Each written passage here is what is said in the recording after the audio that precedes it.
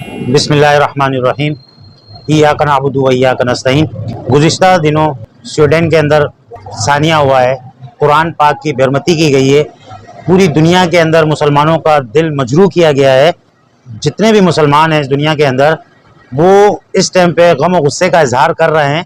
जो पहले ये हादसा हुआ था उस टाइम भी मैंने ये बात बोली थी कि मुसलमान जो है वो हर चीज़ को बर्दाश्त कर लेगा, भूखा रहना बर्दाश्त कर लेगा, तकलीफ बर्दाश्त कर लेगा, पर अल्लाह और रसूल और कुरान के ऊपर कोई समझौता नहीं। अगर उसके ऊपर कोई भी शख्स हमारे नबी को गलत कहता है या अल्लाह को गलत या हमारे कुरान पाक को कोई उसकी बेरमती करता है तो इधर नो समझौता, उसकी एक ही सज़ा है जो सरतन से जुदा है और सरतन से जुदा है।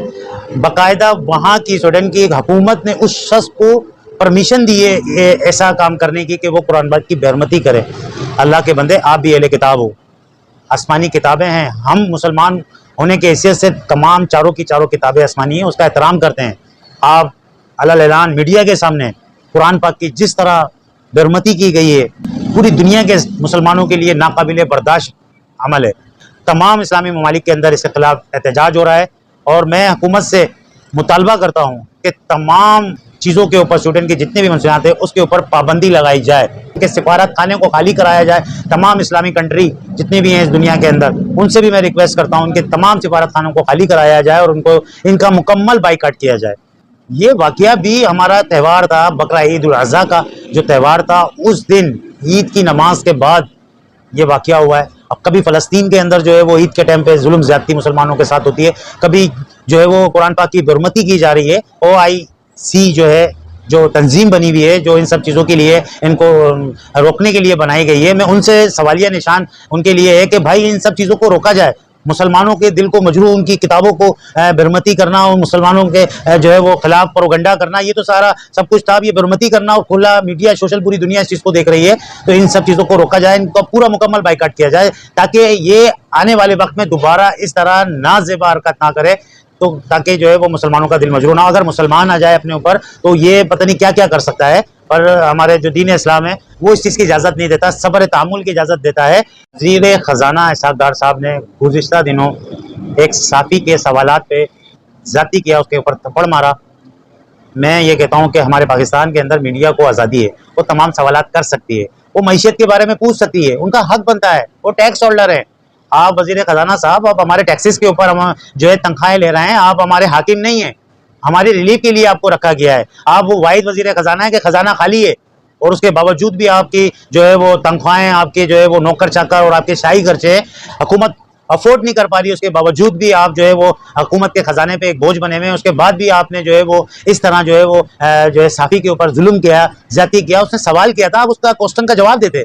आप उसको मारने का हक आपको किसी ने नहीं दिया हुआ है। मैं इस चीज़ की पुरजोर मजम्मत करता हूँ इसहाक़ डार साहब के साथ कि उनको ऐसे अमली इक़दाम करें, लाजमी है, उनका हक बनता है पूछना। आप सवालातों के जवाब देने के लिए बैठे हुए हैं या सवालातों के ऊपर उनको ज़रकोब करना, उसके ऊपर जुल्म करना, इसके लिए नहीं बैठे हुए हैं। तो ये भी काबिल मजम्मत बात है। उन्होंने कोई आपको गाली नहीं दी थी, आपसे क्वेश्चन किया था, आप उसका जवाब देते। मारने का राइट आपको नहीं है। आप जिस कुर्सी पे बैठे हुए हो उस कुर्सी का जो है वो अवाम को हक बनता है जो है वो सवाल, क्योंकि वो टैक्स दे रहे हैं पाकिस्तान को। हर बंदा टैक्स दे रहा है, टैक्स देने के बाद भी हर बंदा जो है इस टाइम पे कर्जे में मुब्तला है। हर बंदा लाखों रुपए का जब इंसान पैदा हो रहा है, पाकिस्तान के अंदर कोई भी शख्स पैदा हो रहा है, वो लाखों रुपए का अपने सर के ऊपर कर्जा लेके पैदा हो रहा है, तो क्या उनका सवाल करने का भी हक नहीं बनता? हुकूमत से मैं मुतालबा करता हूँ कि इसके ऊपर बाकायदा तहकीकात कराई जाए और इनको जो है वो उससे माफ़ी मांगनी चाहिए साफ़ी से, जिस तरह इन्होंने उसके साथ बिहेव किया।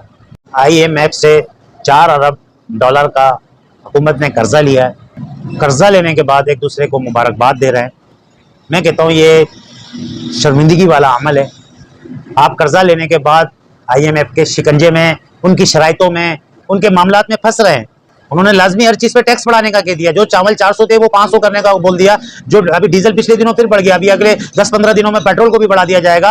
आप देखेंगे तमाम चीज़ों के ऊपर टैक्स है, दवाइयों पे टैक्स है, जो है इलेक्ट्रॉनिक्स आइटम पे टैक्स है, खाने पीछे सरफ हो गया, खाने का जो भी सामान है, साबुन है, टूथब्रश है, जो रोज़मर्रा की चीज़ है, हर चीज़ के ऊपर टैक्सेस जो है वो मजीद आगे की तरफ बढ़ेंगे, महंगाई बढ़ेगी, क्योंकि वो एसेट उन्होंने कर्जा नहीं दिया। ये कर्जा क्या, मैं तो भीख बोलूंगा, ये भीख तकरीबन 3-4 साल से मांग रहे थे, अब जाके उनको मिली है। शहबाज शरीफ साहब की हुकूमत में इनको ये कर्जा मिला है। तो ये कोई फखर वाली बात नहीं है कि आप एक दूसरे को मुबारकबाद दे रहे हैं कर्जा लेने के बाद, ये शर्मिंदगी वाली बात है।